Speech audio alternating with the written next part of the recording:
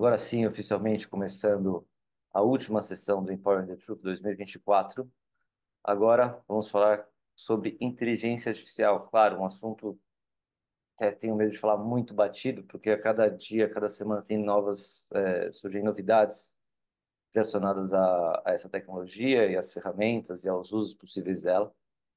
Mas a ideia hoje aqui é focar, obviamente, no jornalismo e como ela pode ser usada a nosso favor, né? Não só como de repente um risco a alguns trabalhos, algumas funções, alguns cargos, mas como a gente pode se aproveitar dela, literalmente. Também como lidar com algumas questões que podem surgir, principalmente da parte ética, e as limitações dessa tecnologia, certo? Então, a gente convidou hoje o Juliander Carpes para falar um pouquinho com a gente sobre esse assunto. Juliander, tudo bem? Bom dia. Opa, só porque eu chamei o Juliander, deu uma Bem, travadinha na internet?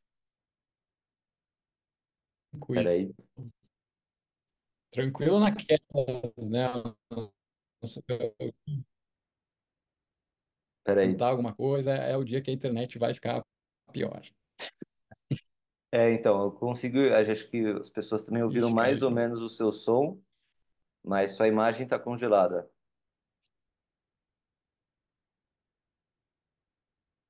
Ah, então, Ouvi seu melhorou AF. não? Eu Ouvi seu AF, pelo não menos. sei muito o que fazer.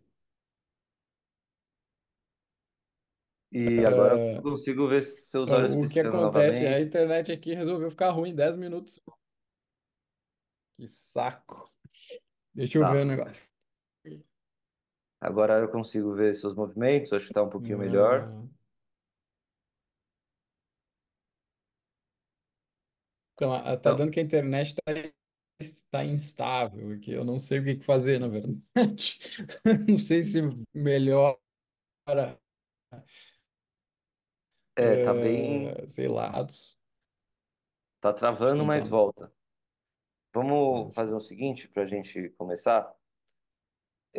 Vou pedir duas coisas. Um, para a gente já começar o compartilhamento de tela. E, se você puder, me manda o link da apresentação. Que aí, na pior das hipóteses, eu transmito daqui e você vai comentando só via áudio, a gente tira a sua imagem.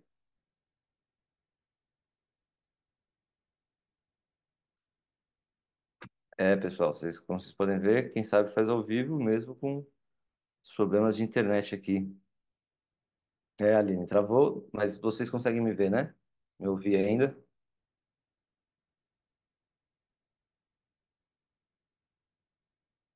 Sim, obrigado, obrigado, Aline, obrigado, Ana Paula. Certo. Agora vamos aguardar nosso convidado, teve que desconectar. Enquanto isso, vamos passar por essas dúvidas que vocês estavam passando, me trazendo aqui sobre o sobre a chamada, né?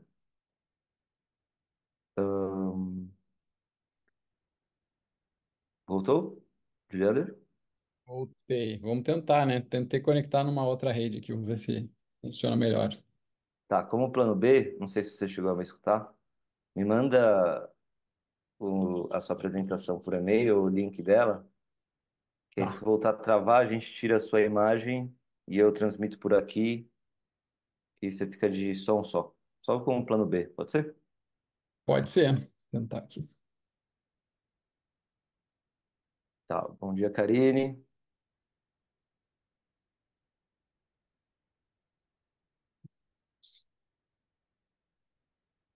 Adolfo, de Angola.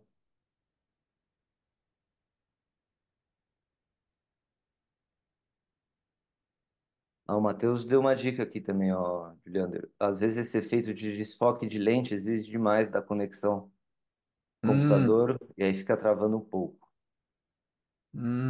então não vou desfocar, vocês vão ver minha sala não, meu quarto aqui muito bagunçado. Boa. Mas parece que tá, para mim tá melhor só a conexão e para o pessoal também. Ela diz aqui que consegue te ver e te ouvir. Maravilha. Tá. Vamos lá, então. Ah, aí, deixa eu ver. Gibril de Guiné-Bissau, boa tarde para você, bom dia para nós aqui do Brasil.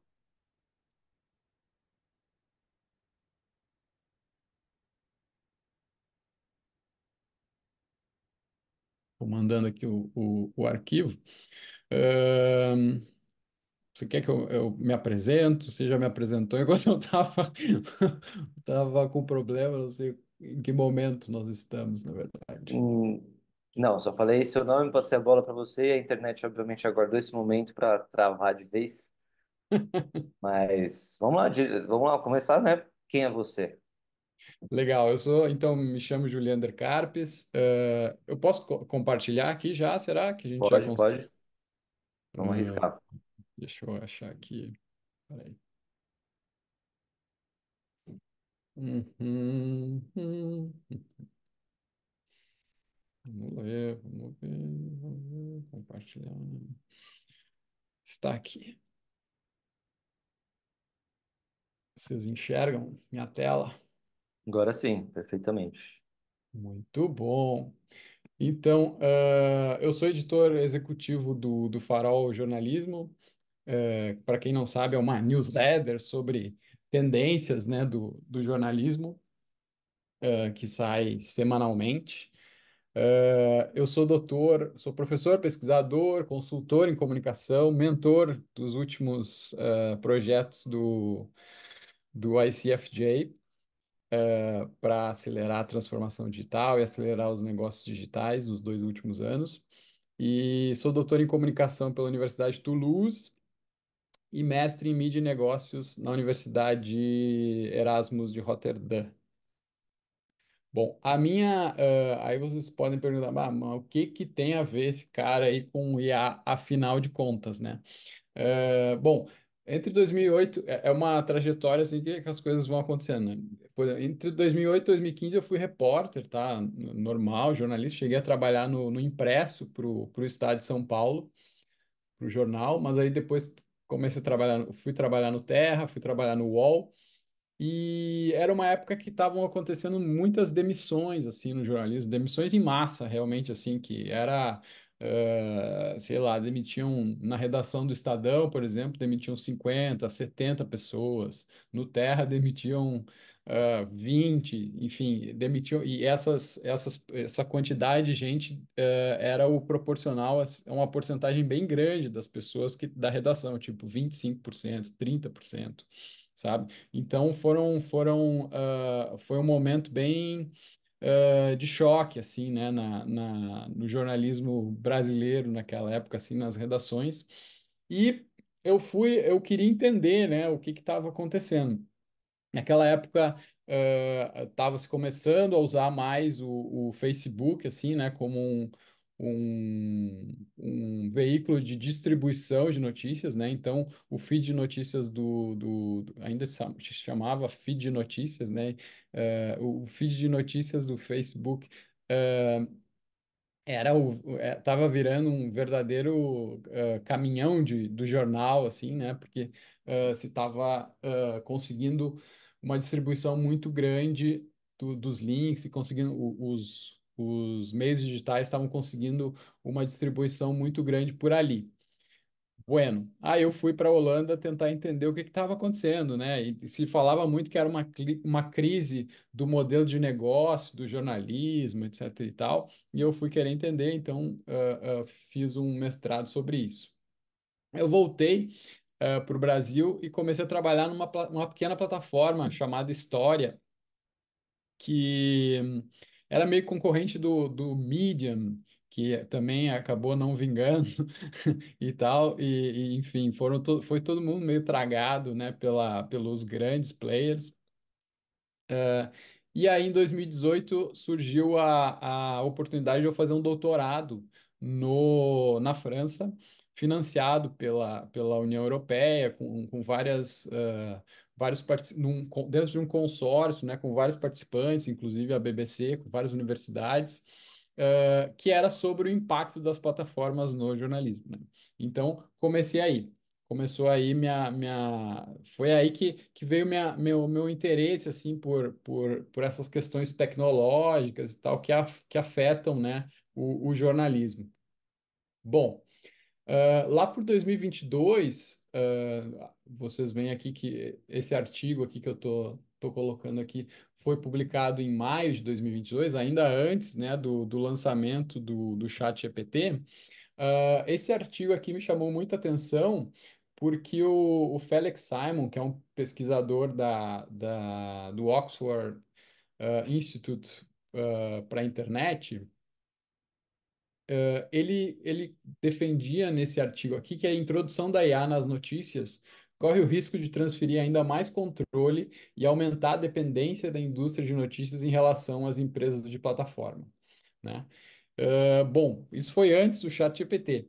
E aí, quando eu começo a trabalhar no Farol no ano passado, já estava rolando um hype da internet, da inteligência artificial, muito por causa do ChatGPT, que realmente foi uma ferramenta transformadora, assim, né? Surpreendente.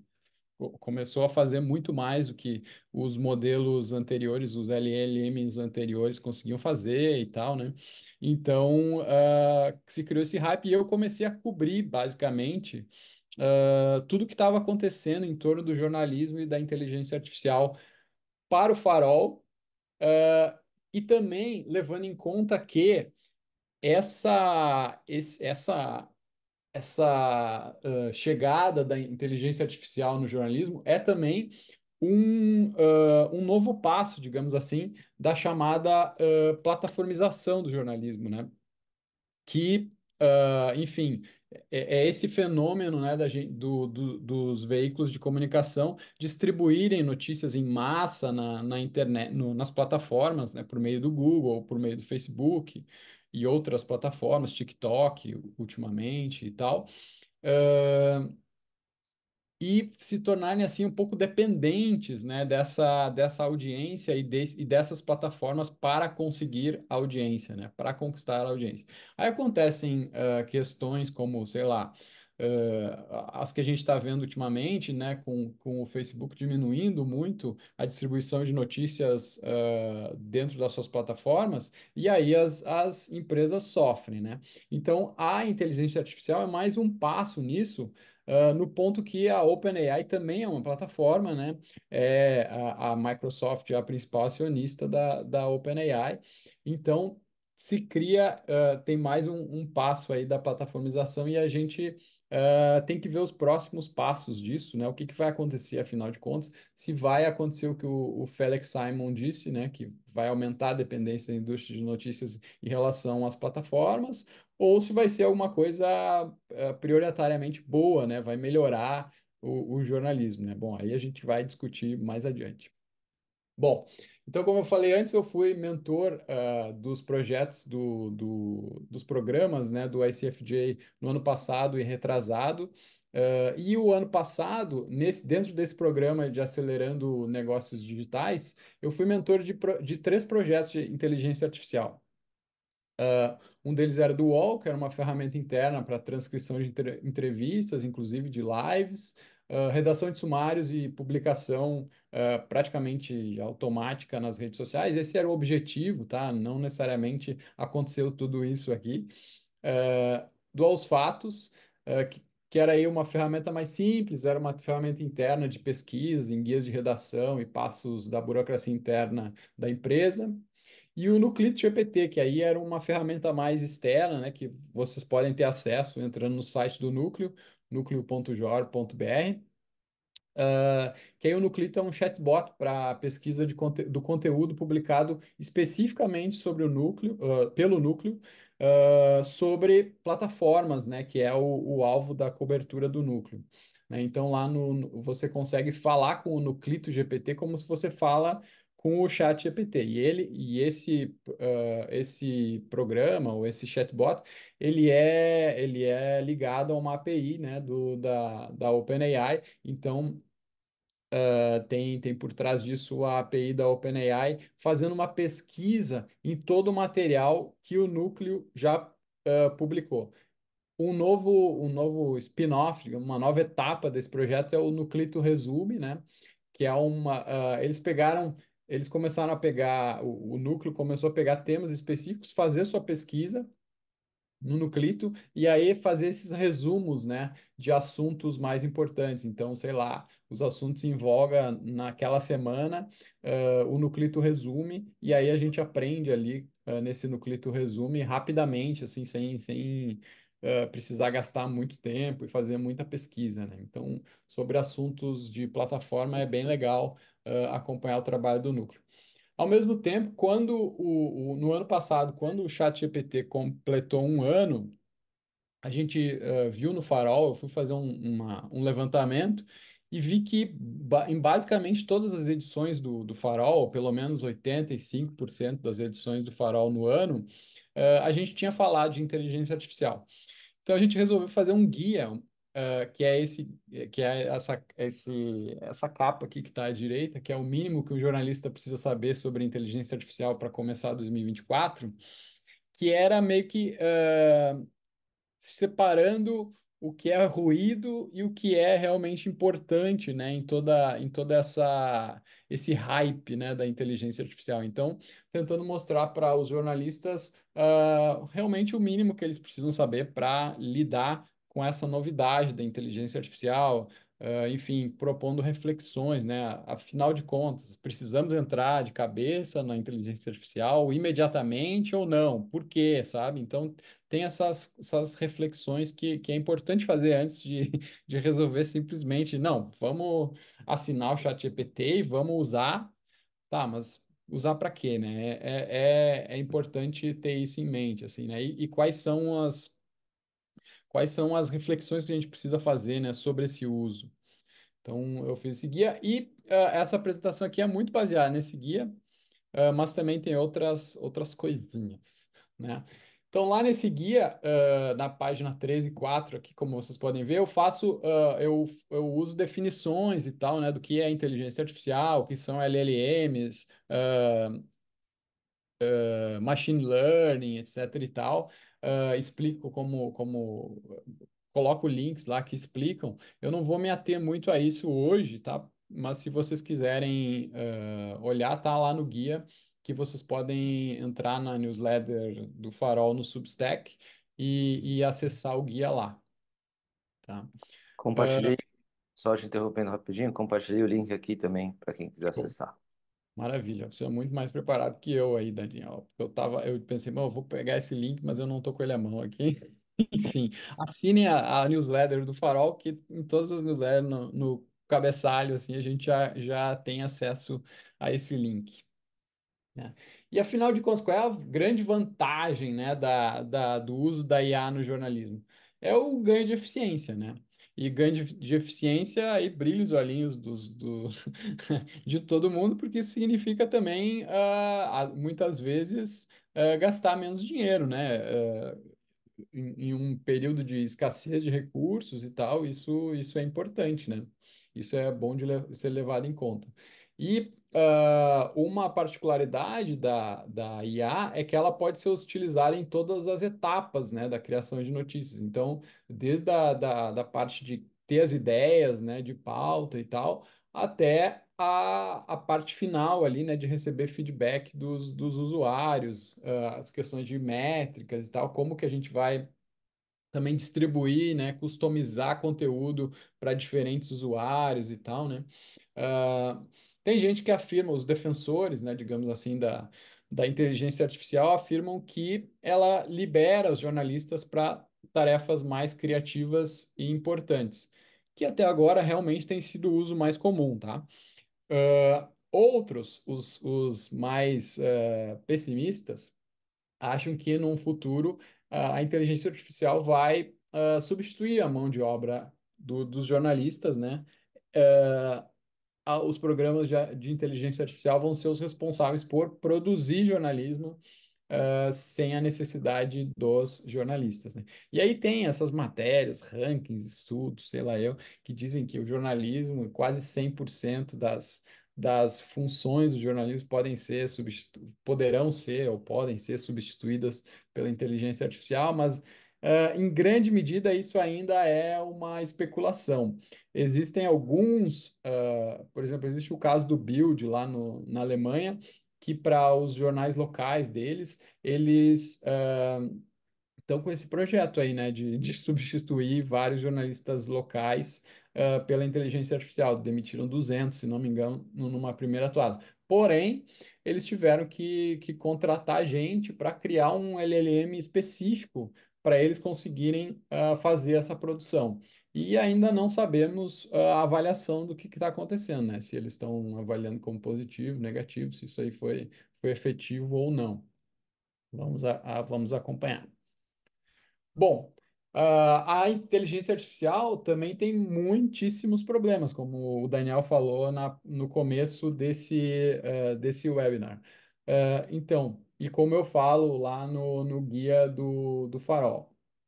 A mais óbvia delas, né, é a questão da falta de confiança no resultado das pesquisas, né, e dos prompts, enfim, que a gente coloca ah, nas ferramentas de inteligência artificial, principalmente o chat GPT, né? Então, se tem essa questão de ele alucinar bastante, né? Então, o chat GPT eu vou falar muito em ChatGPT, mas são várias ferramentas, tá? Inclusive outros LLMs de outras empresas concorrentes diretos do ChatGPT, mas o ChatGPT acabou sendo meio que o diferencial, assim, nessa corrida do ouro, assim, da inteligência artificial e o que a maioria das pessoas está usando.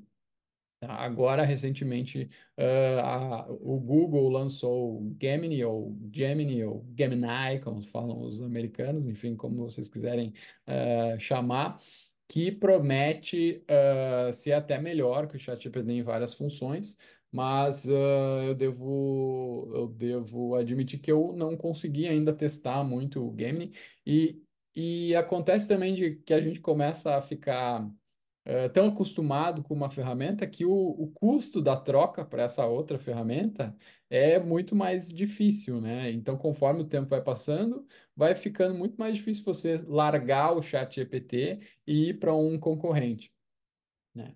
Mas, enfim, o chat GPT quando se usa pesquisas muito amplas, ele tem o risco da alucinação. Por quê? Porque ele não diz que não sabe fazer alguma coisa, ele prefere inventar a dizer que não sabe responder o que você pediu, né? Então, muitas vezes a gente pede para fazer, sei lá, pode pedir, vamos fazer um post no Instagram, faça sobre esse assunto aqui, crie oito slides, sei lá, 8 fotos para colocar no carrossel do Instagram e tal. E aí, por exemplo, em duas, sei lá, ele alucina, sabe? Ele inventa coisas que não são daquele assunto. Mas aí é quando você está fazendo pesquisas muito amplas, né? Então ele costuma alucinar nesse tipo de pesquisa. E por causa disso, né, a inteligência artificial não descarta a supervisão humana, muito pelo contrário, é fundamental que se tenha uma organização, pessoas ali por trás, fazendo a supervisão do que a inteligência artificial está criando, né? E a IA é generativa em tese, né? Mas aí se fala muito, né, que ela funciona com métodos estatísticos, redes neurais, transformers, etc. e tal, que aí vão colocar, vão alinhar as palavras conforme o que é mais comum em relação àquele assunto e tal. Porém, já se fez alguns experimentos e viu que o ChatGPT mesmo, ele copiou partes inteiras de textos. Por exemplo, se você quer que ele te dê um resumo de um assunto aí que tá, de uma notícia quente aí que está naquele dia. Ah, o próprio Reuters Institute fez uma pesquisa, fez um experimento lá e viu que ele copiou alguns parágrafos, assim, copiou um parágrafo da CNN, um outro parágrafo do Guardian, enfim, um outro parágrafo de outro lugar, e, em geral, ele fez uma reconfiguração, mas então ela é generativa, mas tem aí as suas questões, assim, de que se ela plageia ou não, sabe? Então não é tão certo que ela não plageia, assim, sabe? E aí é outro problema, né? Em geral, ela não atribui fontes do conteúdo que ela utiliza, né? Então, aí se tem a questão, a reflexão, a discussão, enfim, se ela viola direitos autorais, né, de quem está produzindo esse conteúdo, e uma questão muito cara, muito importante para o jornalismo é a questão da desintermediação, né? Que já aconteceu com as redes sociais, né, das pessoas se fiarem nas redes sociais para se informarem e hoje em dia não acessarem as homepages, os sites dos jornais, dos veículos de comunicação, se as pessoas começarem a usar ferramentas de inteligência artificial como o ChatGPT para consumir notícias, majoritariamente, elas não vão nem saber não vão nem saber quem é a fonte daquele conteúdo que ela tá consumindo e muito menos entrar nos sites, né, dos veículos de comunicação. Então não existe um redirecionamento como existe no Google, por exemplo, né, que é o grande argumento, né, do Google para utilizar conteúdo dos veículos de comunicação, né, que ele faz um redirecionamento da audiência. Na inteligência artificial, esse redirecionamento é muito limitado, né? Então, aí, como a gente falou antes, né, o jornalismo perde autonomia, né, sobre seus próprios produtos. Tem uma questão também de colonialismo de dados, né? Ou seja, as grandes plataformas elas são majoritariamente americanas, falam inglês e essa língua é a base de 90% do material que é usado para treinar, né, as ferramentas de inteligência artificial. Então, se presume que o conteúdo elas funcionem muito melhor em inglês do que em português ou outras línguas. E também elas acabam, de alguma forma, reproduzindo preconceitos e estereótipos, assim, né? Então, nos resultados, né? Então, existe uma falta de diversidade, se diz assim. E aí você não tem controle, né, sobre aquilo. A questão da diversidade, por exemplo, de contratar mais mulheres, mais pessoas negras, enfim, para uma redação. Quando você vai utilizar o ChatGPT, ele não necessariamente vai estar alinhado com essa filosofia, digamos assim, que você deveria seguir na sua empresa, né? Então tem esse perigo, digamos assim, essa questão ética. E, por fim, a questão da sustentabilidade ambiental também, né? Para rodar ferramentas de inteligência artificial, se usa muita energia. Então, se projeta que até 2027, por exemplo, que a inteligência artificial vai usar uma energia proporcional à de um país como a Holanda, por exemplo, um país desenvolvido, pequeno, é claro, mas um país que gasta bastante energia também. Então tem essa questão, né, em tempos de aquecimento global e tal, emergências climáticas, o quanto a inteligência artificial cria problemas nesse sentido também, né? Também vou tomar minha aguinha. Quando você toma sua aguinha, Juliana, é só passar aqui por alguns comentários interessantes. O Pedro Belo lembrou do caso do bb.com.br, né, que era uma publicação da editora Abril, virou só um site, que eles colocaram uma inteligência artificial para jogar textos, né, e surgiram textos com um monte de erros, que depois a editora teve que excluir. Ele também lembra do caso que a revista Veja, também da editora Abril, usou provavelmente aquele de imagens que foi Midjourney, provavelmente Midjourney, né, que é a inteligência artificial para criar imagens, e Ou surgiu um Dali, cara de 6 dedos, né, que eu acho que um dos erros mais comuns assim dessas IA que geram imagens. sim. A Essa- Eliana também, desculpa, você quer falar alguma coisa? Não, não. A Eliana também diz aqui da questão das alucinações, dos vieses, são a maior prova de que é preciso utilizar ferramentas sobre supervisão humana antes de publicar qualquer coisa.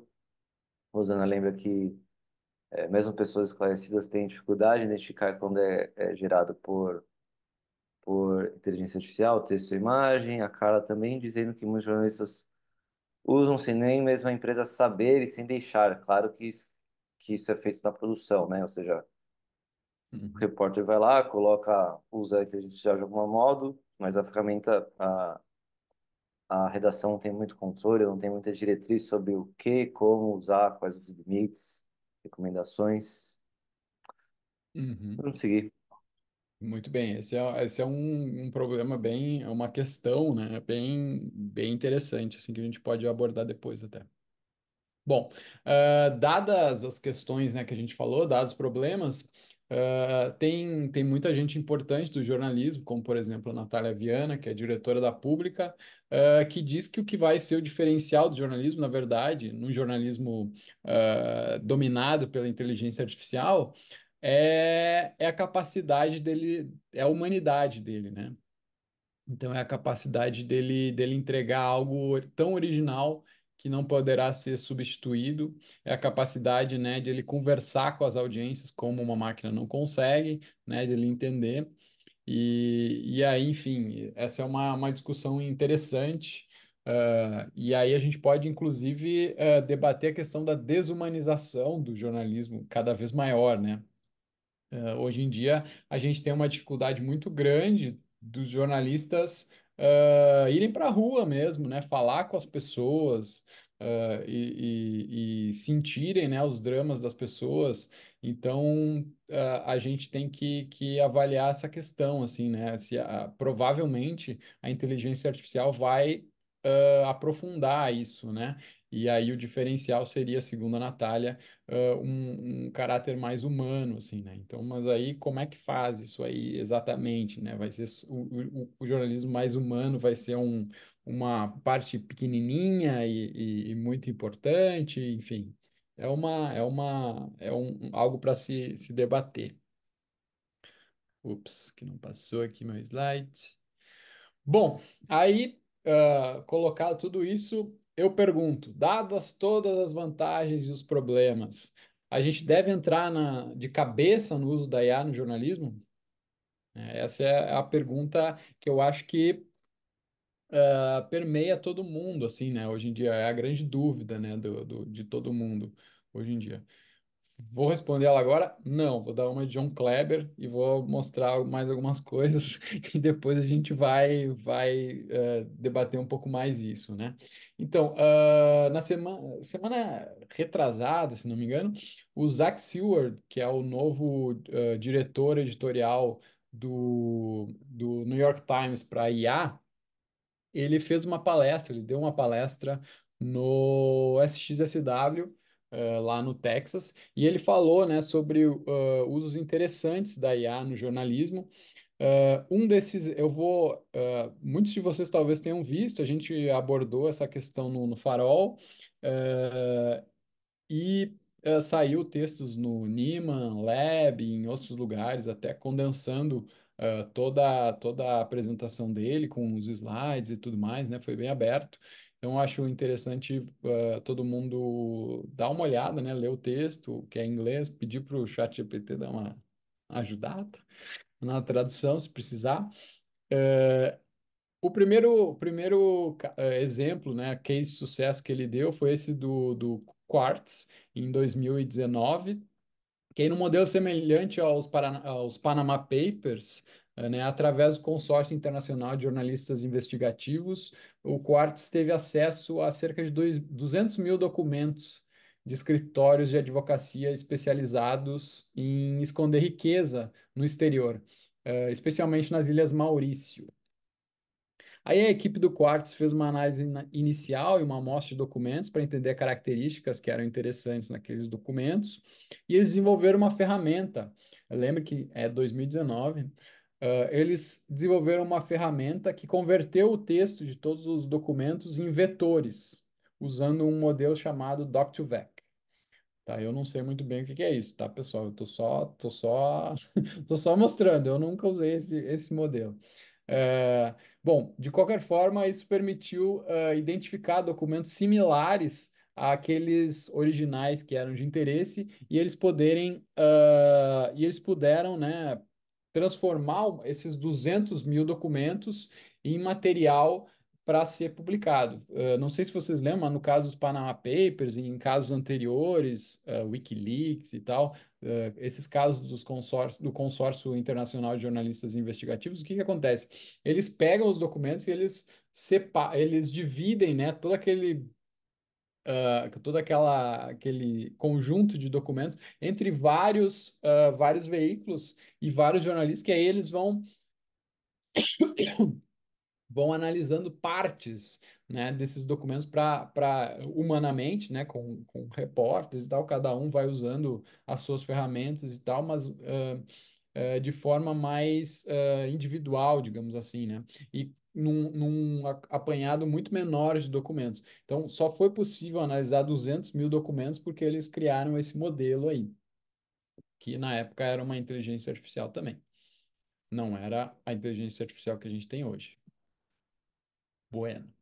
Além do Quartz, tem o modelo do GRIST e do Texas Observer, né? A GRIST é uma organização jornalística sem fins lucrativos dedicada à cobertura ambiental, e aí eles realizaram uma investigação sobre poços de petróleo abandonados no Texas e no Novo México, né? Então havia dezenas de milhares desses poços, tornando impossível, né? Ninguém pode visitar, né, dezenas de milhares de poços.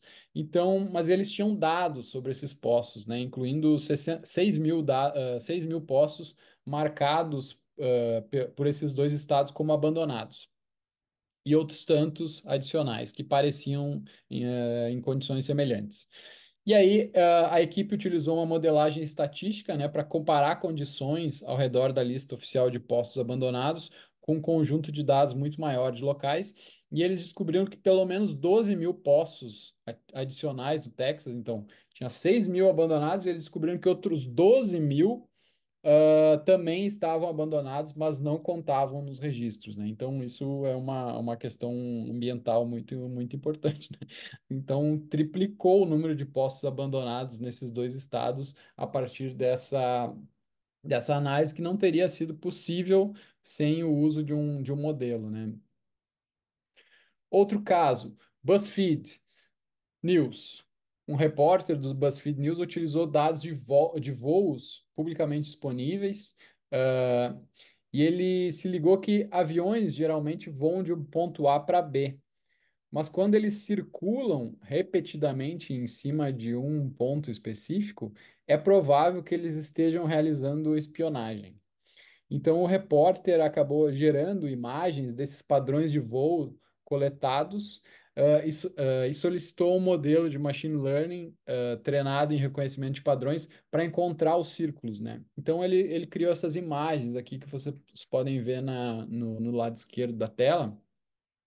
E a investigação encontrou, então, uma quantidade significativa de vigilância por aeronaves governamentais e privadas ocorrendo regularmente sobre grandes cidades nos Estados Unidos, né? Então, isso deve estar acontecendo no Brasil também. Aí, ó, tem uns aviões aí circulando e a gente nem sabe.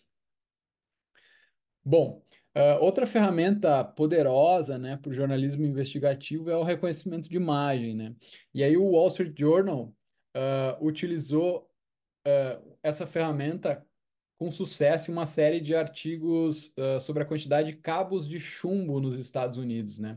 Os cabos de chumbo, eles são muito perigosos, né, para as pessoas, principalmente para crianças e tal, porque podem causar contaminação, né?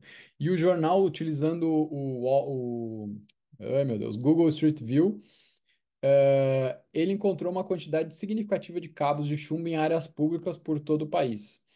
Eles realizaram testes de exposição ao chumbo em muitos desses locais, revelando níveis extremamente altos, né? Graças à IA, então, eles conseguiram fazer uma cobertura abrangente, né, de todos os lugares que esses cabos, todos não digo, mas muitos lugares onde esses cabos estão por causa do Google Street View, né? Mesmo sem colocar um repórter na rua, né? O que é interessante. O repórter provavelmente teria que teriam que colocar uma equipe, né, de repórteres muito grande para fazer toda essa análise, né? Eles e essa identificação dos cabos e dos locais onde eles estavam e tal, né? Bom, e por fim, o New York Times utilizou imagens de satélite para investigar os impactos de bombardeios em Gaza durante o conflito com Israel. E eles desenvolveram uma ferramenta de inteligência artificial para analisar as imagens via satélite e identificar possíveis crateras de bombas, né? Então, depois de uma revisão manual de mais de 1.600 possíveis crateras, eles identificaram 208 crateras, né, que indicavam o uso de bombas pesadas em Gaza, né? Uma loucura, olha o tamanho daquela cratera ali. Enfim, são todos exemplos, né, de casos de produção, né, de reportagem mesmo, investigativa, que utilizou IA para reconhecer padrões em texto, em dados, em imagens de dados, né, em fotos, e especificamente fotos de satélite, né? Muito legais, assim, não sei que sentimento que vocês ficam, né, desses casos. Ah, e aí eu queria fazer essa pergunta, assim, né, além do reconhecimento de padrões, quais outras grandes semelhanças que vocês viram, entre todos esses projetos, assim, não sei se vocês querem comentar aí no chat. Vamos abrir aqui alguns segundinhos, pessoal. Escrever. Mandei aqui o link das matérias que você estava comentando. A gente tem duas perguntinhas aqui da Aline. Aline, vou deixar a sua mais para o fim, tá? Assim como da Sabrina. A Sabrina pergunta se a gente vai falar sobre o uso da IA na distribuição de notícias. Vamos, no final. Vamos. A da Eliana também vou deixar para o final, tá? E o Lucas pergunta: essas ferramentas usam IA preditiva? Boa pergunta. Ele não deu muitos detalhes, né, das ferramentas, mas o que eu queria apontar, na verdade, é que são ferramentas proprietárias, digamos assim, né? Então, tinha um ou dois ou três jornalistas dentro das redações que criaram esses modelos, né? De alguma forma, elas são preditivas, sim, mas elas são de análise mesmo de dados que a gente tem ali, né, disponíveis. Que a gente não, que eles tinham disponíveis, né? Sim. A essa pergunta que você colocou aqui, né? Quais outras grandes semelhanças entre todos esses projetos? A Aline mandou uma interessante. Acho que as ideias de pauta e direcionamentos de pauta são bem humanas. Boa. É necessária uma percepção, né, do repórter, o faro do editor, para ter esse norteamento. Exatamente. Então tá. Posso dar a minha resposta? O que que eu percebi disso tudo? A Flávia mandou mais uma aqui, Flávia Campuzano. São duas formas de otimizar a produção e a apuração jornalística a partir de uma ideia. Isso. É interessante que a ideia realmente é bem humana, aí eles usam, né, as ferramentas e no final acaba é um uso, está aliando, né, o conhecimento humano e a capacidade de máquina para tornar possível essas apurações, né, que sem a máquina não seria possível, né, nesse nível de definição, assim, nesse nível de dados também, né? Então, essa um grande diferencial, né, dessas apurações. Bom, temos mais aí, Daniel? Alguém deu algum pitaco? Não. Mais alguns comentários complementando, Sabrina dizendo sim, todos esses exemplos colocam robô no lugar de robô, e a Flávia dizendo, exato, pautas que talvez fossem inviáveis, né? É difícil imaginar alguém conferindo todos os cabos nos Estados Unidos, alguém vendo todos os buracos de bomba na faixa de Gaza e por aí vai. Exatamente. Então, pautas inviáveis e pautas muito complexas, na minha opinião, assim, né? Uhum. Tipo, precisa de um jornalista investigativo, realmente, né? Não vai ser o repórter básico da redação, né, que vai conseguir fazer aquilo, porque demanda tempo, né, para desenvolver, demanda conhecimento, né, demanda se afastar, né, de outras pautas para fazer aquilo durante um bom tempo, né? Então, são pautas que têm um alto nível de complexidade e especialização. E aí, nesse sentido, eu queria mostrar para vocês essa curva de aprendizado aqui da IA no jornalismo, né? Que eu acho que que foi eu que criei essa curva, tá? Ela pode, inclusive, estar errada, mas é algo que eu acredito, tá? Que, assim, se criou uma narrativa de que, assinei o chat GPT. Bom, agora vou fazer jornalismo, vou produzir com o chat GPT, vai ficar tudo mais fácil e vai ser tranquilo. Sim, de qualquer forma, você precisa dar o input no chat GPT para ele te dar os resultados que você almeja receber, né? E de qualquer forma, você vai ter que supervisionar depois. Nesses casos todos, são casos de equipes humanas, né? Equipes de repórteres humanos, equipes de desenvolvedores humanos que tiveram que se juntar para fazer esse trabalho de criar uma ferramenta que pudesse fazer essa apuração. Então, o que que acontece? Na IA, não é porque você está fazendo algum, começou a usar IA que você vai colher os benefícios dela imediatamente, entende?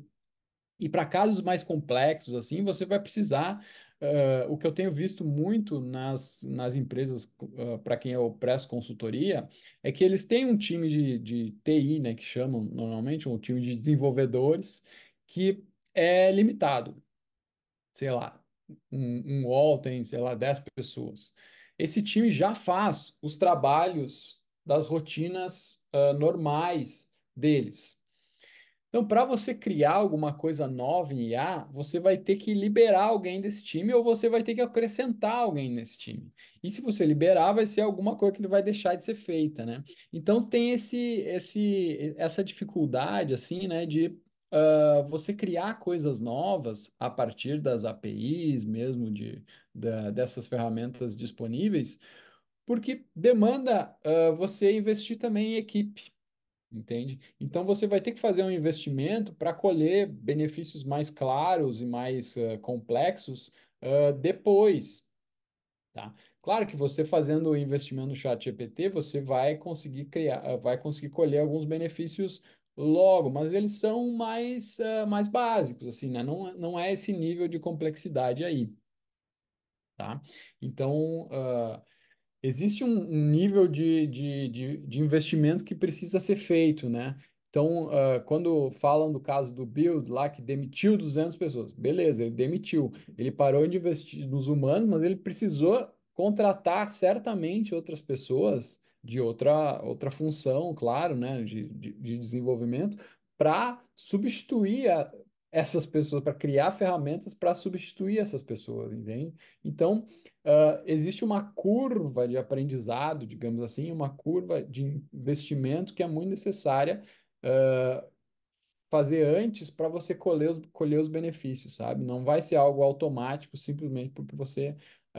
Ou benefícios mais complexos, tá? Não vai ser algo automático simplesmente porque você assinou o ChatGPT, que é tudo fácil ali, tá? Então tem uma curva aí que é importante a gente levar em consideração. Um possível caminho, né, para limitar, para essa curva ser menor, né, para ser mais rápida, é a colaboração, né, que é algo que eu defendo lá no guia que a gente fez do Farol.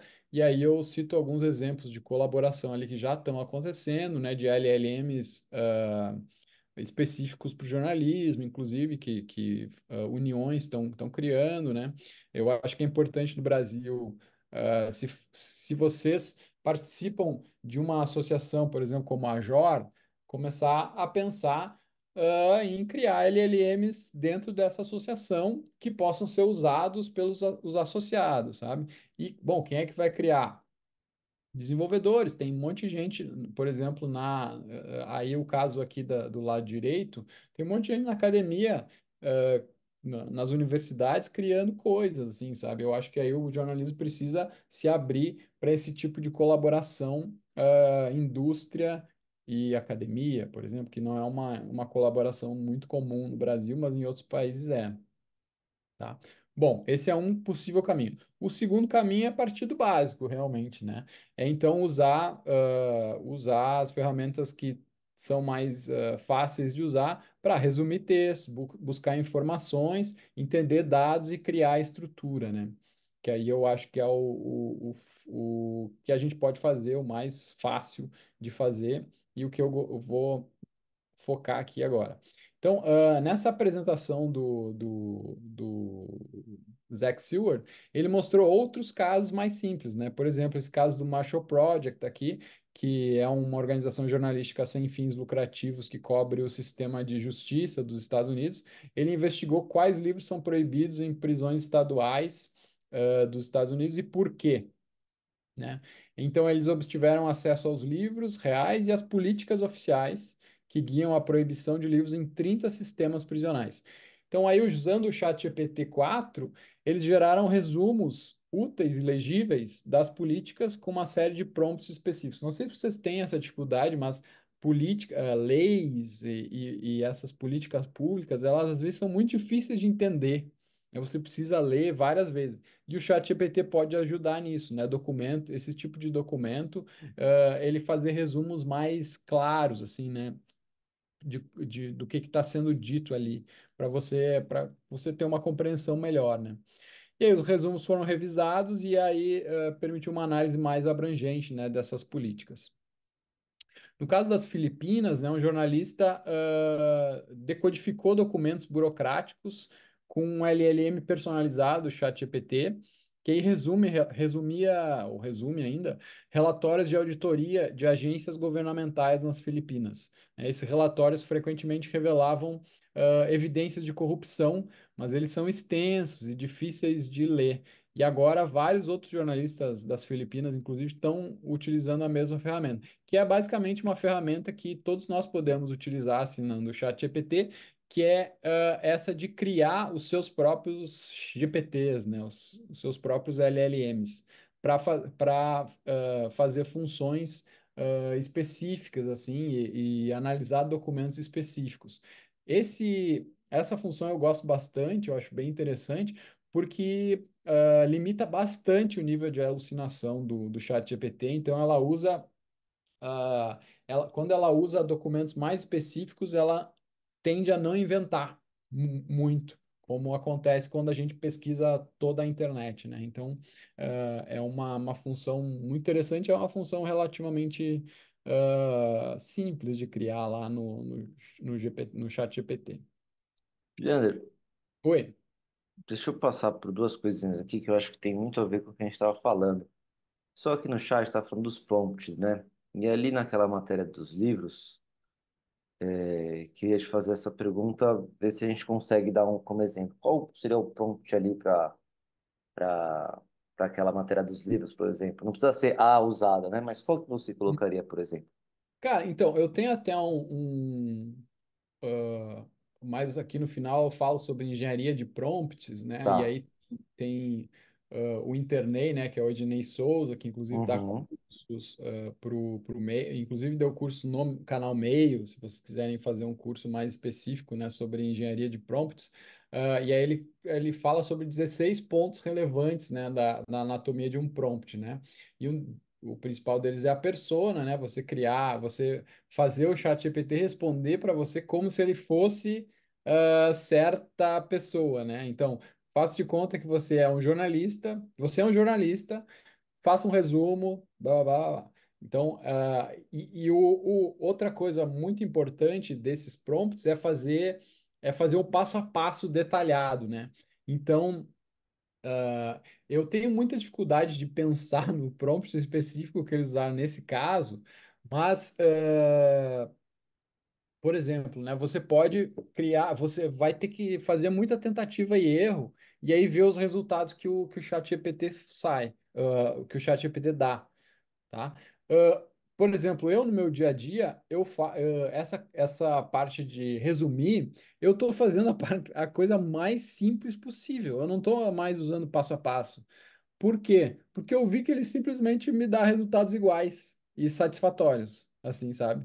Então, para resumir, por exemplo, a apresentação do Zach Seward, essa do que eu estou falando agora, eu usei três prompts, um pouquinho mais complexo que o outro. E nas três formas eles me deram respostas basicamente iguais. Resumos em português com bullet points. Tá? Maravilha. Então, tem isso assim, eu acho que quanto mais focado você conseguir fazer o prompt, melhor. Você criar passo a passo, né?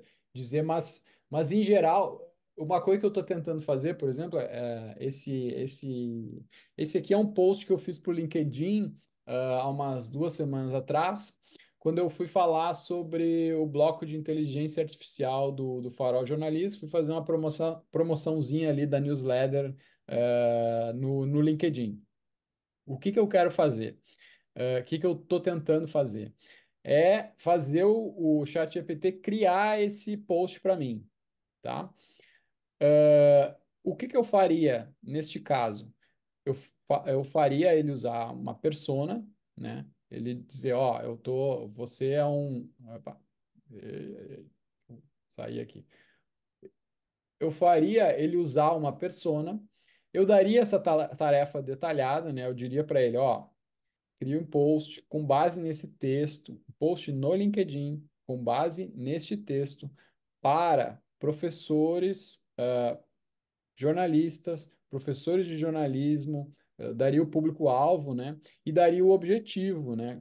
O objetivo é divulgar a minha newsletter, etc e tal. Ah, Então, e vai sair alguma coisa, entende? Está saindo alguma coisa.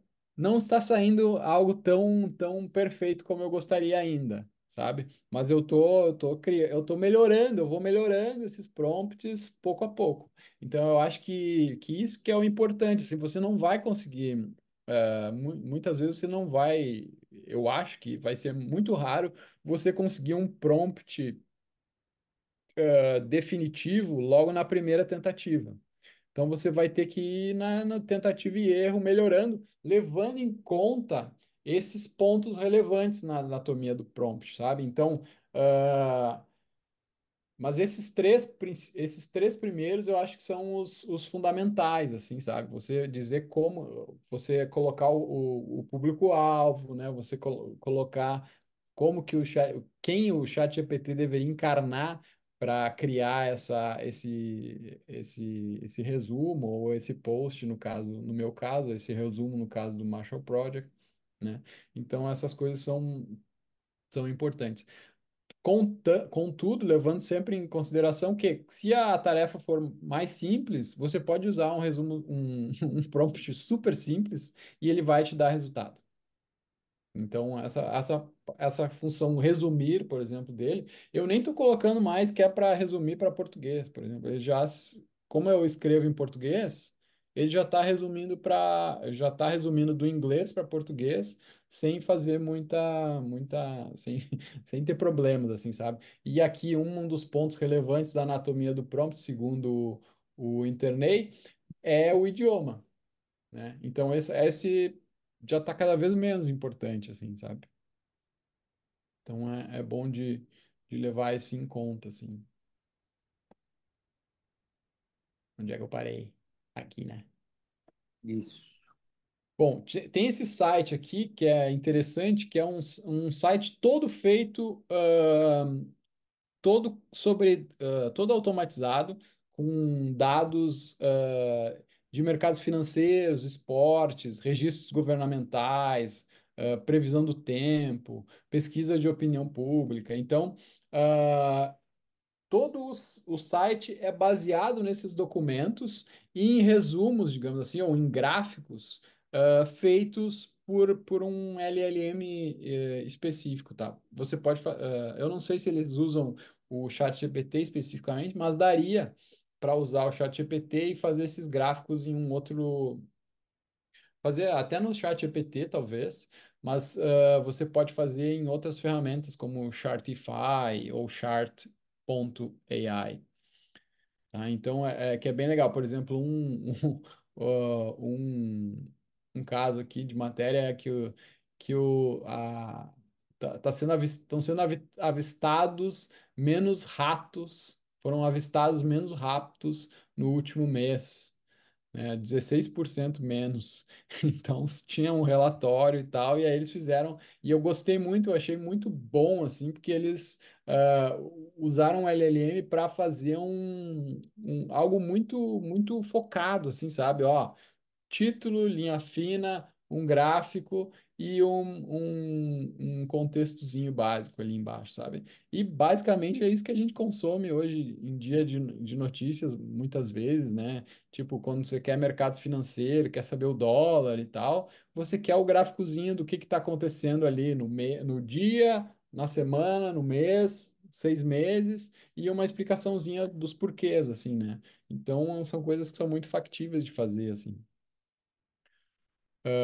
Aí tem outro exemplo que é que existe uma newsletter nos Estados Unidos que se chama Why is This Interesting? Que eles têm escritores, uma newsletter diária, que aí escritores falam de assuntos enfim, falam de assuntos variados, e aí quando eles falam, às vezes eles dão alguma dica de livro, alguma dica de algum produto.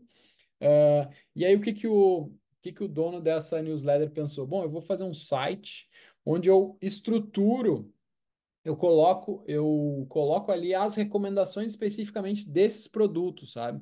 Que não são o foco específico do texto da newsletter, mas aquele produto está sendo recomendado de alguma forma, ali dentro dos e-mails, né? Da newsletter diária. Então aí ele fez ele estruturou um site, basicamente usando o ChatGPT, que faz essas recomendações. E aqui do lado direito a gente pode ver, então, o site é assim como está no lado esquerdo, tá? Então, tem várias recomendações de livros, por exemplo, de não ficção. E aí, se você clica no primeiro ali da lista, ele dá um resuminho bem, bem singelo, né? Bem simples do livro e um link para comprar ele, assim.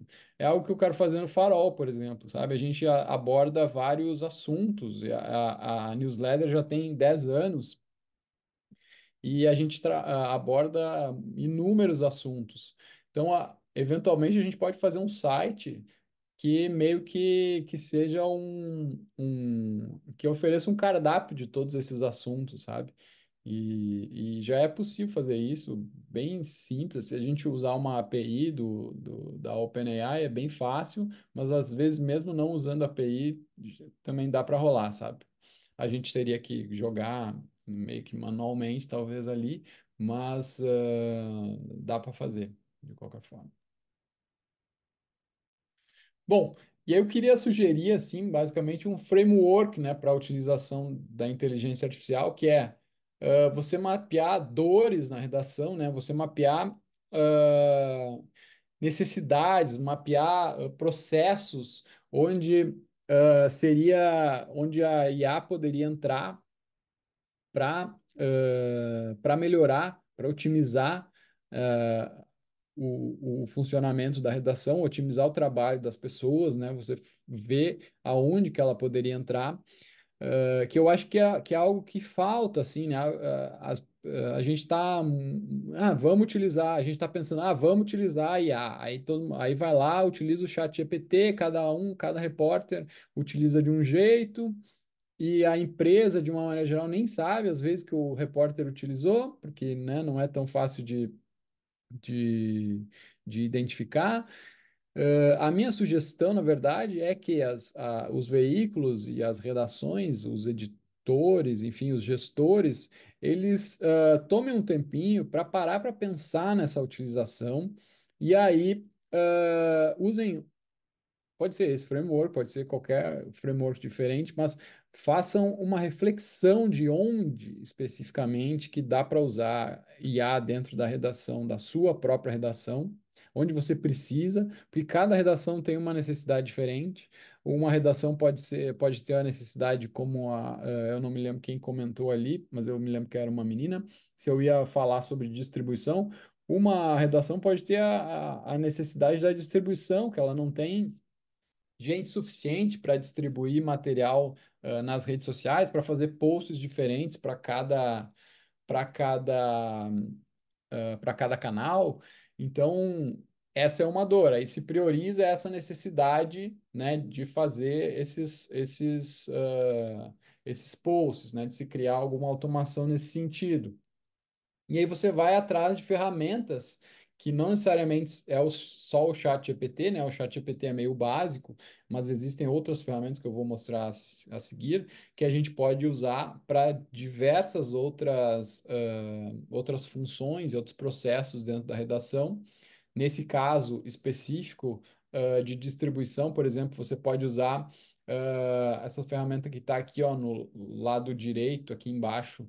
Tem duas ferramentas interessantes, uma é o EcoBox e a outra é a Social Flow. Elas são pagas, mas elas fazem automação de posts, e aí você pode ou criar os posts dentro dessas ferramentas. Essas ferramentas podem ser integradas ao CMS da redação, e você pode criar os posts automatizados dentro dessas ferramentas, ou pode criar pelo ChatGPT e essas ferramentas, usar essas ferramentas basicamente só para definir um calendário, digamos assim, sabe, de publicação e tal.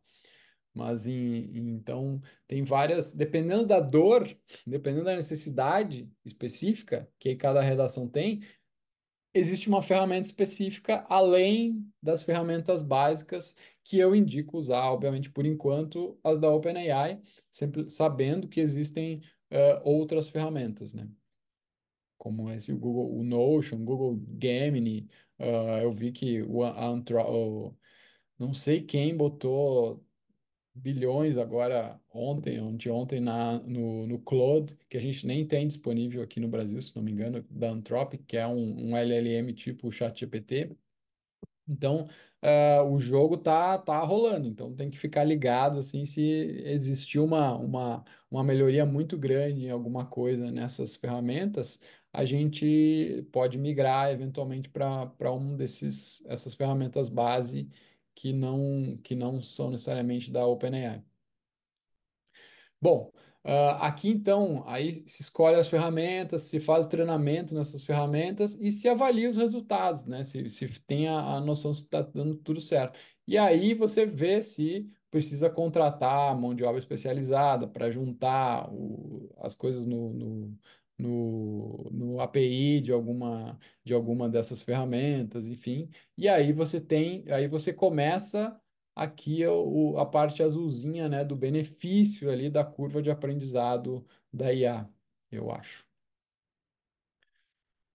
E aí aqui tem esse slide aqui, eu já dei uma atualizada, tá no guia do Farol, e eu dei uma atualizada aqui já para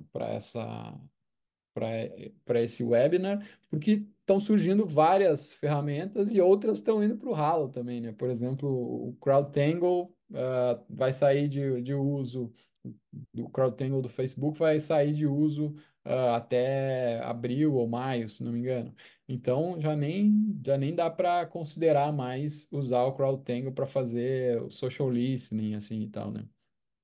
Então, tem que se pensar em outras ferramentas. Aqui tem um número de ferramentas limitado, até tem outras, né? Vai depender sempre muito de você ver as necessidades da sua redação e você vai atrás do que você pode usar para melhorar aquilo ali, né? Acho que basicamente é isso. Eu falei sobre então a questão da engenharia de prompts, né? Eu acho que também, já respondendo uma pergunta que ninguém fez, Eu acho que tá. Tem algumas aqui que eu não passei ainda. Vamos ver se Ah, ninguém não, fez. Qual beleza. que é? Mas eu acho assim também que se fala muito em engenharia de prompts, né? Tá se incensando muito a questão dos prompts, querendo falar, essa é uma especialidade, né? Algo como se o cara fosse mágico, né? Por conseguir fazer o chat GPT responder de alguma forma. Legal, mas eu acho assim que no dia a dia é muito na base do erro e acerto, e é muito em levar em consideração esses pontos aqui da anatomia do prompt. Claro, mas aí você tem que pensar também. eh, por exemplo, eu comprei esses dias para ver um curso de IA para jornalistas, tá? Que tava aparecendo para mim no Instagram. Era R$ 39. Vou comprar isso aqui para ver o que que tem lá dentro. O que que tem que tá muito diferente. Aí, uma das questões era os prompts, né? Tinha vários prompts, assim, meio pré-prontos. E aí eu olhava assim, eu tipo, cara, mas esse prompt aqui não me ajuda muito, sabe?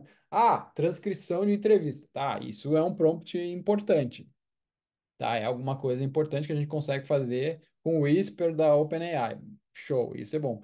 Mas assim, assistente de entrevista, não sei o quê, um resumo, para criar um roteiro de um programa de TV, ah, sabe, genérico. Cara, eu não sei. Se vocês criarem um roteiro de um programa de TV inteiro baseado em IA, eu acho que as chances de ele ser bom o suficiente, de ele ser para atender a sua necessidade são bem baixas, assim, sabe? Então eu acho muito mais fácil você ir para necessidades mais específicas, assim, sabe? Então você tem um tema, tá, pede para ele fazer um resumo sobre aquele tema, ele te dá talvez fontes confiáveis naquele assunto. E aí você vai usando vários prompts mais curtos que você pode utilizar os resultados para você. Você vai meio que conversando, né, com o chat GPT e vai aprendendo sobre aquilo e eventualmente no final você sai com mas não vai ter um prompt mágico que você vai, sei lá, escrever 10, 15 linhas naquele primeiro prompt e ele vai te dar tudo pronto, já na primeira resposta, sabe? Eu não gosto de trabalhar assim, porque eu acho que ele vai desenvolvendo, vai desenvolvendo. E eu também acho que, cara, às vezes para você desenvolver um prompt de 15 linhas, você demora mais tempo do que às vezes fazer, sabe? Fa- fazer uma parte grande do próprio trabalho, assim, né? Fazer o próprio roteiro no caso de um roteiro de TV, assim, específico. Então, eu acho que é levar em consideração essas coisas, assim. Eu podia vir aqui e trazer vários exemplos de prompts mágicos, mas eu não acredito muito em prompts mágicos. Posso estar enganado. A Ana Paula fez um comentário aqui que eu acho que tem bastante sentido. É a mesma lógica para conseguir uma informação via LAI, lei de acesso à informação. Tentativa e erro com prompts até o abençoado do outro lado responder com o que você precisa. É, Eu acho que só é que por o aí. abençoado do outro lado, nesse caso, é bem mais instantâneo, né? E você pode. E ele aprende, inclusive, com a sua conversa com ele. Uhum. Então, pô, por que que você não vai conversar mais com ele? Sabe? O Lucas também aponta outra vantagem das LLMs, que é organizar dados, né? Tabelas em PDF, são horríveis de extrair, quem já tentou sabe a dificuldade que é, e o GPT consegue deixar bonitinho só com copia e cola. Exatamente.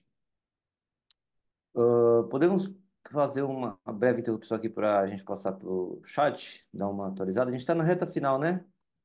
Sim, sim, de minha parte, assim, basicamente tá acabado. Então, a Uhum. gente já foi lá pro fim, né? Aqui eu queria mostrar, na verdade, exemplos do ChatGPT diferentes, assim, do que ele podia fazer aqui, né, com esse meu post. E eu não consegui resultados muito bons, assim, sabe? Então, aí eu acabei não colocando aqui para você. Mas esse caso aqui eu acho que é algo que vocês podem. Se a questão, né, da publicação em redes sociais for uma dor de vocês, para mim é. Eu sou muito. Eu cada vez tenho mais ojeriza a ficar em redes sociais, a gastar tempo em redes sociais, porque, né, eu tenho dois filhos, um pequenininho que nasceu semana passada, inclusive, então é mais. Eu acho muito tempo inútil, assim.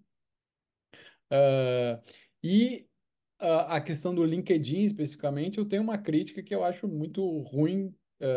Você, você precisa não só trabalhar hoje em dia, né? Você precisa mostrar que trabalha para pessoas de fora, né? Não precisa, só o seu trabalho não é necessário, né? Você precisa fazer uma promoção do seu trabalho. E eu acho essa promoção muito chata. Eu não Somos gosto. dois. E aí, então, essa é uma dor que eu gostaria que a inteligência artificial resolvesse para mim. Ao mesmo tempo que eu acho muito chata, eu vejo que cada vez mais é como a roda funciona, né? Como a roda gira. Então, a gente não consegue simplesmente se afastar disso, né? Então. Eu gostaria que a inteligência artificial resolvesse esse problema para mim. Ainda não consegui, mas vocês talvez, se vocês têm o mesmo problema, eu acho que ela pode resolver, ela pode ajudar, e é uma questão de tentar e errar ali, de vir com prompts, essa conversa e os prompts mais claros para ela, assim, talvez ela consiga. Pessoal, na nossa reta final aqui, eu vou começar a passar pelos comentários e perguntas. Não sei se a gente vai conseguir passar por todos, mas acho que vai dar tempo para passar por boa parte. Enquanto isso, vou iniciar aquela enquete sem título número um. Vocês já responderam nas outras três sessões. E peço, por favor, que vocês respondam também para essa, tá? Vou dar uns 3 minutinhos para a gente pegar as respostas de vocês. Lembrando, vai ficar interno, tá? Não vocês vão ter problemas de se vai ser público ou não. Não, vai ser interno do SFJ. Enquanto isso, vamos lá, passar por algumas que eu estou devendo já faz um tempinho. A Aline pergunta se você recomenda usar o chat GPT ou alguma IA paga mesmo o chat GPT pago, de repente? Sim, eu recomendo usar hoje, né? Como eu falei na apresentação, eu recomendo usar o ChatGPT pago, ChatGPT Plus, né, no caso, porque é a melhor, me parece, por enquanto. E também você consegue usar outras ali, né? Outros LLMs da própria OpenAI, como o Whisper, que faz traduções e transcrições, e como o Dali, que cria fotos, cria imagens Uhum, tudo em uma assinatura, né? Então você não precisa pagar outras ferramentas, né? O Midjourney é interessante, mas você vai ter que pagar, se você fizer uma assinatura, você vai ter que pagar uma assinatura extra. uhum. E, enfim, isso. Ela tinha mais alguma pergunta? Era só uma? Só. Não, era isso. Aí a Eliana pergunta aqui, eu acho que ela é uma questão talvez um pouco mais complexa a gente abordar, porque a gente está falando como um ecossistema da internet como um todo, mas vamos lá.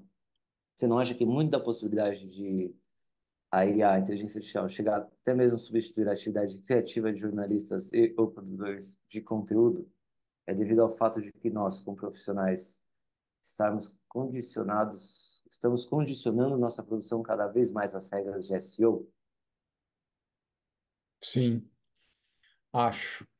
E, as regras de SEO e de publicação SEO virou um termo para social media também, né? Pelo que eu entendo que, que seria o SEO, enfim, sei lá.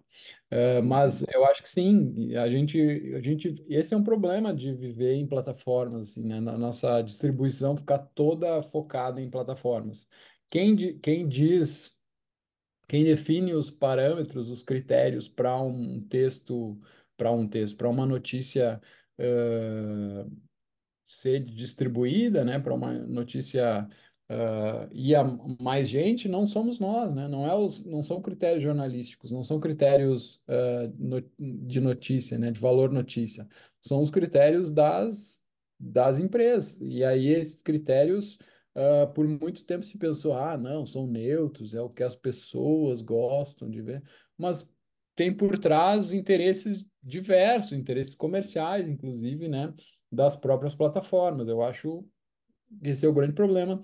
E eu acho que também é algo que afeta a IA, né? Então, quando você está escrevendo, quando você está recebendo ali resultados, né, de um chat GPT, enfim, também tem outros interesses por trás que você nem sabe muito bem. Não é uma máquina neutra, tá, que está dando os resultados ali.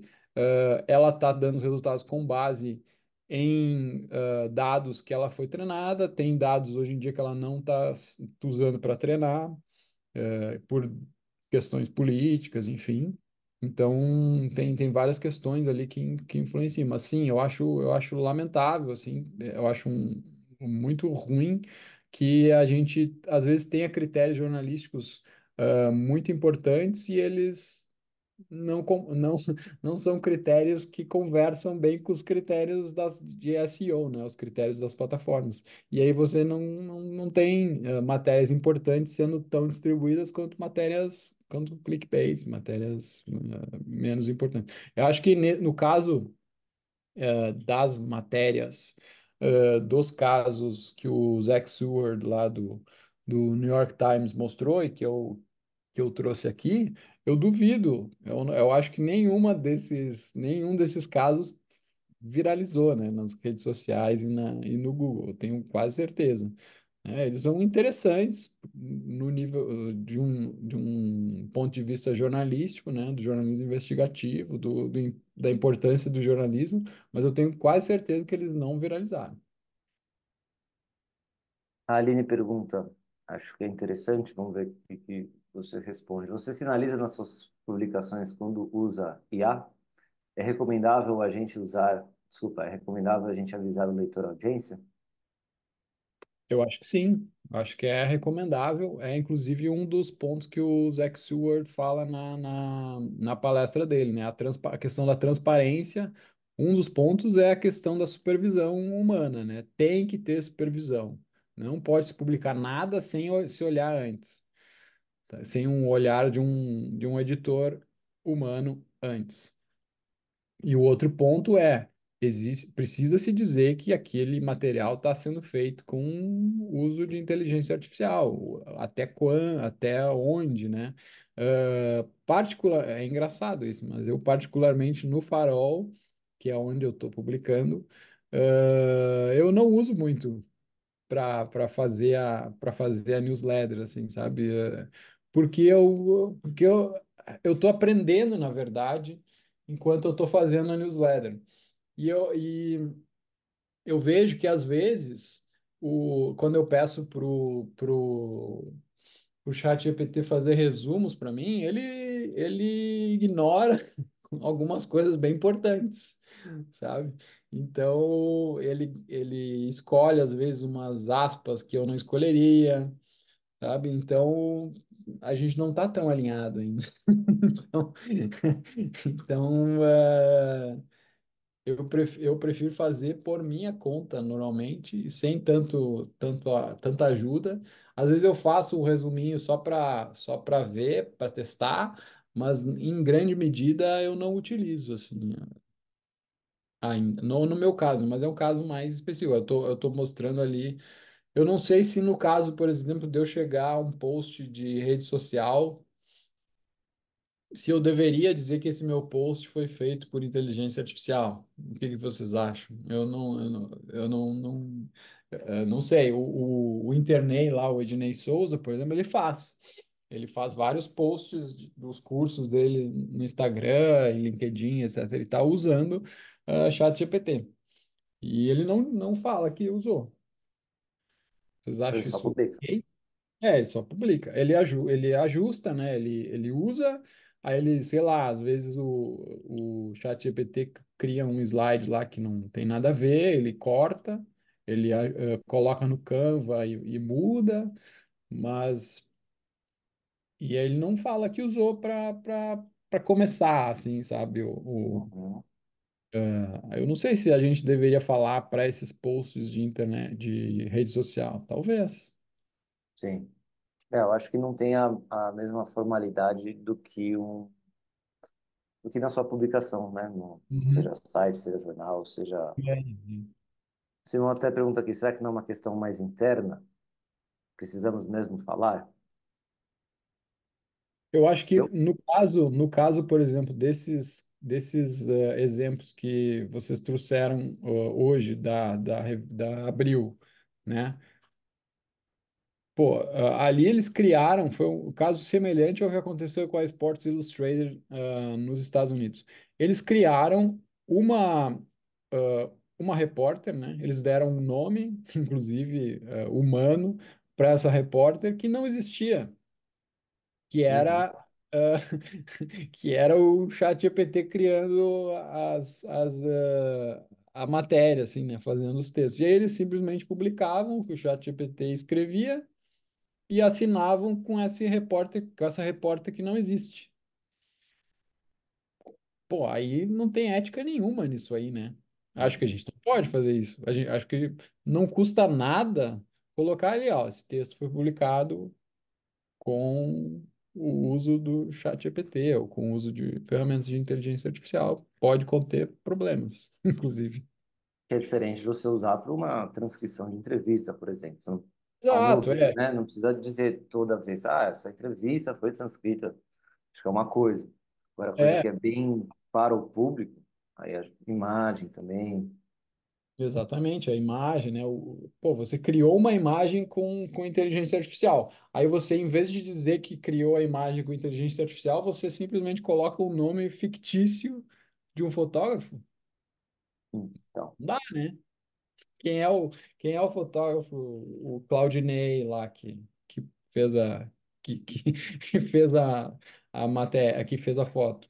Não existe.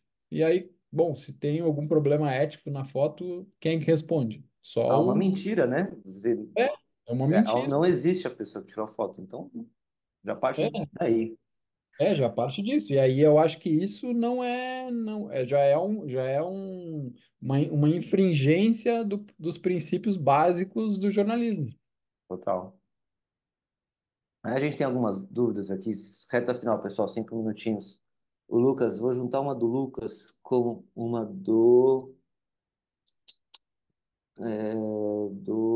acho que foi o Adolfo Simão que fez.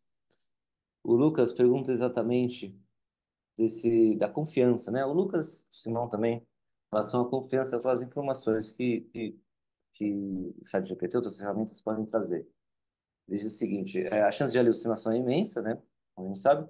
Ele disse que já encontrou informação inventada, publicada em um site de jornalismo regional. Ele quer saber como você enxerga esse problema. E na mesma linha, o Pedro pergunta quanto à checagem de fatos, até que ponto ela é realmente confiável. Hum, pois é. Então, nada é 100% confiável, tá? Sim. Quando existe uma matéria que é feita pelo. Assim, eu sou contra, na verdade, fazer matérias usando o chat GPT para fazer a matéria, tá? Para começar, assim. Tanto que eu nem coloquei, eu nem coloquei exemplos no. Eu acho que a chance de dar M é bem grande. Então, sou contra fazer a matéria 100% com o uso de um LLM, tá? E mesmo fazer a matéria com o uso de um LLM e supervisionar, eu já acho ruim, tá? Eu acho que a matéria tem que ser feita por um jornalista e tem que ser. Aí o jornalista pode usar os LLMs para etapas da criação dessa matéria. Pode ser na etapa de ter a ideia, pode ser na etapa de transcrever entrevistas, pode ser na etapa de resumir entrevista, perguntar para o ChatGPT quais os pontos principais daquela entrevista. Nesse caso, ele não vai alucinar. Eu não vi, pelo menos nas vezes que eu usei, eu vejo que a hipótese de ele alucinar nesses casos específicos, assim, quando a base de dados é muito pequena, por exemplo, uma entrevista, a base de dados é todas as matérias de um específico, de um site específico. O ChatGPT, nesse caso, ele não alucina muito, ele não alucina praticamente nada. A confiança dá para beira os 100%, tá?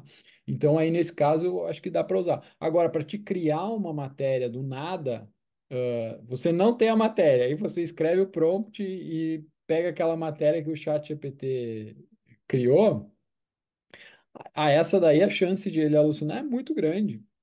E aí, como é que você vai checar os dados quando ele alucina, né? Se você não tem o conhecimento daquele assunto, e aí, enfim, ele inventa. Você não sabe se que ele inventou ou não, sabe? Checar, é impossível, é muito difícil checar. É claro que a gente está partindo de um exemplo assim, né, abstrato e tal. Seria mais fácil a gente usar um exemplo, algum exemplo específico e tal. Mas pô, uma matéria de, sei lá, 6 parágrafos, tá? Vai ter informação em todos os parágrafos. É muito difícil você fazer a checagem de tudo, sabe? Você vai demorar mais tempo do que eventualmente fazer a matéria mesmo, sabe? Então, eu acho que não compensa esse crime aí. É um crime que não compensa. Então, essa checagem aí não vale a pena. E no caso, assim, de jornalismo local, eu não sei que caso específico ele viu, assim, acontecer essas coisas, mas aí tem também essa... Cara, se tu pediu para o ChatGPT fazer uma matéria de jornalismo local ah, usando a internet como fonte, ele vai alucinar. E Uhum. aí talvez você não consiga, talvez o editor, que aí é um editor que talvez não saiba todas as informações que estão ali, ele vai procurar, enfim, ele talvez vai ter problemas para checar, para fazer essa confirmação e tal. Então, eu acho que não vale a pena, sinceramente, sabe? Para mim, assim, né? Eu acho que não faz sentido ainda, pelo menos, ir por esse caminho, assim, de usar o chat GPT para criar matérias inteiras, sabe? Tenho Uhum. visto muito problema acontecer e, enfim, reputações que vão sendo afetadas aí por esse uso meio ruim, pelo uso meio errado, eu acho, Da ferramenta. um uso que não leva em consideração a própria ética jornalística, assim, sabe? De Tem ficado o, de lado, parece, às vezes. exato, sabe? Então tem que levar os princípios jornalísticos tem que ser levados tem que ser o rigor jornalístico ele precisa estar claro, mesmo usando a inteligência artificial, sabe? Então você Uhum. não é algo discutível, você não pode negociar, não é algo negociável, na verdade. Você não pode negociar os princípios jornalísticos só porque você está usando um LLM para fazer uma matéria. A Amanda perguntou, mas essa, né, tem uma resposta melhor até para ela e para quem mais se interessar. Como investigar se um conteúdo foi produzido por IA? Há técnicas específicas para isso, além do feeding? Amanda, umas semanas atrás a gente teve um webinar bem bacana com o Luiz Fernando aos Fatos, em que ele deu técnicas, ele foi de técnicas de checagem com foco em inteligência artificial e nas eleições. Então, algumas dicas, por exemplo, a da mãozinha, e essa foi uma aula bem interessante, eu mandei aqui no chat para vocês, o recap, não texto com os principais pontos da conversa, de uma rápida só para passar por isso. Nas imagens, ele fala, né, de principalmente mão. Se tem pessoas, olha a mão. A mão vai estar estranha, vai ter 6 dedos, vai ter 4 dedos, porque é bem difícil nós humanos desenharmos mãos, né? E ainda mais para o chat GPT. Recomendo quem tiver interesse em fazer esse caminho inverso, né? Como checar com DIA, entrar lá no link que eu acabei de mandar aqui. Foi o que Pergunta pegou, final. foi o que Desculpa, pegou a Digana, pode princesa, dizer.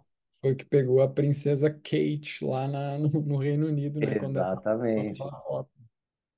Teve até um jogo de 7 erros lá na foto dela. Exato, mas as mãozinhas, acho que tinha mais de uma mão errada, né? Que estava adulterada, digamos assim. E o Daniel, eu vou resumir aqui a pergunta dele. Se treinar um IA e fornecer essas informações necessárias nesse treinamento, ela pode começar a ter um campo que não tinha? Esse campo a qual ele se refere, ele dá um exemplo antes.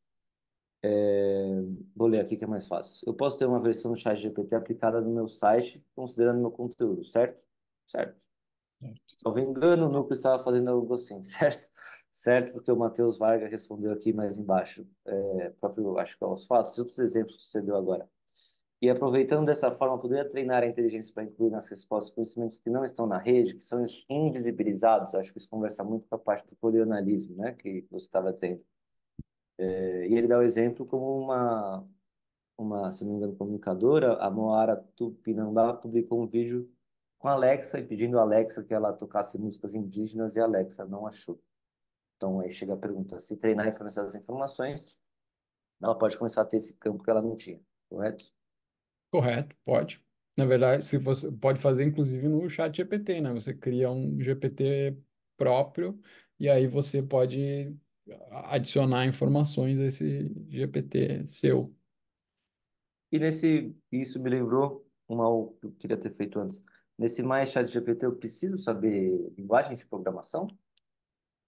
No Não, princípio, não, é não, não mais básico, necessariamente. só os prompts, Eu né? acho que assim, sempre que você consegue, quando você consegue saber, quando você sabe linguagem de programação e você consegue usar as APIs, né, das ferramentas, você consegue resultados mais customizados, assim, né, resultados melhores e tal. Você consegue, por exemplo, criar uma ferramenta, você consegue fazer o front-end, assim, né, da ferramenta, fazer o layout, né, você consegue criar um site que aí vai expor aquela ferramenta, vai para todo mundo usar, digamos assim. Uhum, Se você não tem esse conhecimento de fazer essa ligação, você consegue fazer, mas só para você, assim, né? Meio que você não consegue compartilhar tanto. No chat GPT, na verdade, você consegue compartilhar os seus LLMs, porque eles ficam lá disponíveis. Quando você cria, você consegue compartilhar com outras pessoas podem usar, inclusive se for do teu interesse. Então, é algo que dá para fazer. Então, não necessariamente, assim, sabe? Saber linguagem de programação é sempre interessante nesse sentido, sempre te abre mais portas, mas se for para um uso só pessoal, assim, um uso só profissional mesmo, mas só seu, é bem menos necessário, assim. Mas se for para cara, se você quiser criar um produto que aí mais gente vai usar, aí você vai precisar ligar com API, e aí você vai precisar, na verdade, de assinaturas mais robustas, né? Não dá para ser uma assinatura pessoal do ChatGPT, né? Você vai precisar aí fazer as assinaturas empresariais e tal, ou aquelas assinaturas mais personalizadas, assim, do ChatGPT, que aí eles vão te cobrar de uma outra forma. uhum. Gente, primeiro, Juliano, muito obrigado pelo seu tempo, pelas respostas, pelo conteúdo compartilhado. Acho que foi um dos webinars, sessões aqui do Titi que mais teve pergunta e comentário. Não consegui passar por todos, peço desculpas a quem mandou sua pergunta ou comentário, eu não consegui trazer aqui nesse momento. Agradeço também a você que esteve conosco nessa 1h40, 1h45 minutos. Também agradeço aos parabéns, aos elogios aqui.